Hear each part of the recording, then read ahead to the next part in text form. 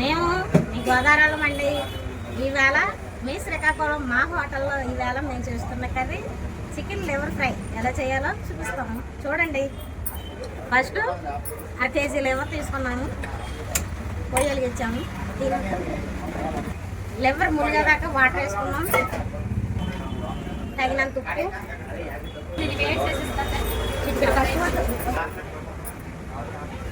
పావు కప్పు వేసి ఒక్కసారి కలిపి ఒక 10 నిమిషాలు ఉడకనివ్వాలి. అలాగే 30 నీళ్లు లివర్కి ఇంకిపోయిన తర్వాత పావు కప్పు కారం, టీ స్పూన్ ధనియా పొడి, టీ స్పూన్ మా స్టైల్లో చేసుకున్న మసాలా పొడి. అవునండి, చెప్పడం మర్చిపోయాను. వచ్చే వారంలో మా మసాలా ఎలా చేస్తామో చూపెడతాం, చూడండి. కరివేపాకు,